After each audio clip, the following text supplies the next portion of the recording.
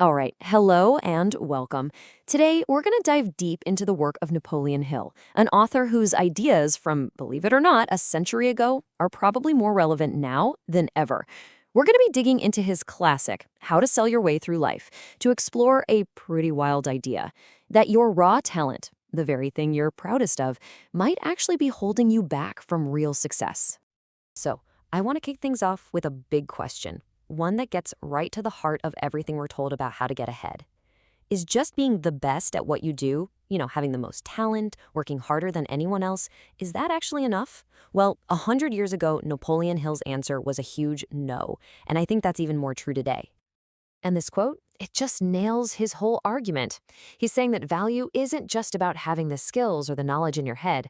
The real prize, the real compensation, comes from doing something with it, turning what you know into action, into influence.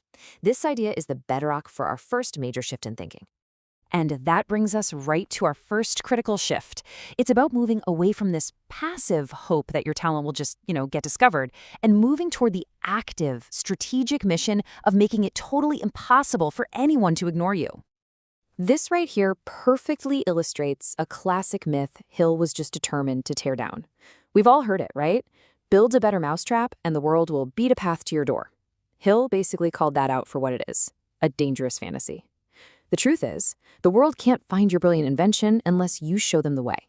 In the noisy world we live in today, that's not just a good idea, it's rule number one for survival. I mean, just look at the boxer Jack Dempsey. An incredible fighter, no doubt about it. But he was just another tough guy until a promoter named Jack Kearns came into the picture. Yeah, Dempsey's fists did the punching, but it was Kearns' brain that aimed those fists at world championships and huge million-dollar paydays. Raw talent plus promotion, that's the magic formula. Or how about the ventriloquist Edgar Bergen and his famous puppet Charlie McCarthy? I mean, these guys were struggling for years doing the exact same act. Their talent didn't change one bit, but one single, well-promoted appearance on a popular radio show. It changed everything, made them superstars overnight. The key wasn't more talent, it was promotion. That was the spark. And this whole idea of promotion, it's not just for entertainers. Get this, Theodore Roosevelt, when he was coming back from Africa, he didn't just hope for a warm welcome. No way. He hired almost 1,000 people to cheer for him at Madison Square Garden. They created this massive wave of excitement that just swept up the whole crowd. It was a masterclass in personal branding, like 100 years before that was even a thing. Okay, so if aggressive promotion is key number one, the second one is just as surprising. Hill argues that we have to shift away from this weak, kind of slimy tactic of flattery, and instead embrace the incredible power of just being brutally honest.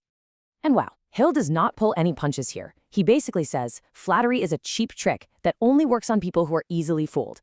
But truly smart, powerful people, they don't just dislike it, they actually resent it. They see it as an insult, right? It's like you're telling them you think they're dumb enough to fall for it. Real influence, he says, has to be built on a foundation of honesty. But okay, how does this actually work in the real world? Hill gives us an amazing example from his own life. He needed a big line of credit that, financially, he just didn't deserve. He didn't fake it. He walked right into the newspaper director's office and put all his cards on the table.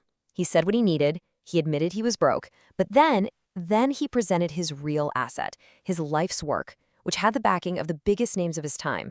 He totally reframed the ask from a risky loan to a shared opportunity to change the world. And guess what? He got the credit. And you see this principle in how the greatest leaders build their teams. JP Morgan didn't hire a lawyer to tell him what he could do. He paid the guy a fortune to be his no man, to tell him all the things he couldn't do. Lincoln famously filled his cabinet with his biggest rivals because he valued their honest and often pretty harsh criticism. You compare that to leaders who only want yes men around them, and the pattern is crystal clear. Frankness makes you strong, while flattery just makes you weak. Which brings us to our third and final paradigm shift. And this one completely destroys the myth of the lone genius. Real world-changing success, Hill says, is never, ever a solo act. It requires what he called a mastermind. So what in the world is a mastermind?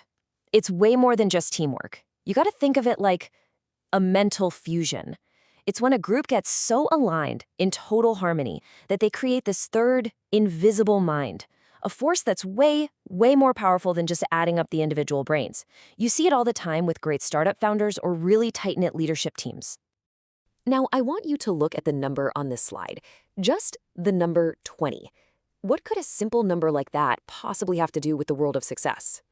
Well, that was the number of key executives in Andrew Carnegie's inner circle.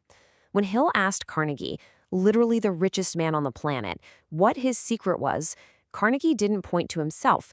He pointed to this group of 20 people. And he said, without a doubt, that his entire fortune was built by the power of his mastermind group. He was the conductor, sure, but they were the orchestra. So there we have it. Promotion, frankness, and the mastermind. 3 massive shifts in how we think. But there's one single foundational idea that holds them all together, a core principle that makes them all work. It's this beautiful, simple, timeless idea. He profits most who serves best. See, true, lasting success isn't about what you can get. It's about what you give. Promoting your value, that's about serving a bigger audience. Being frank, that's about serving your partners with the truth. And a mastermind, that's about serving a shared mission with collective power. It all comes back to service. So what does this actually look like day to day? Well, it's a playbook built entirely on service. It's about always going the extra mile. It's about using the golden rule not as some cheesy poster, but as a core business strategy. Hill's biggest insight is that success isn't a zero-sum game. You don't win by taking from others, you win by building, and you build the highest when you're helping carry other people up with you.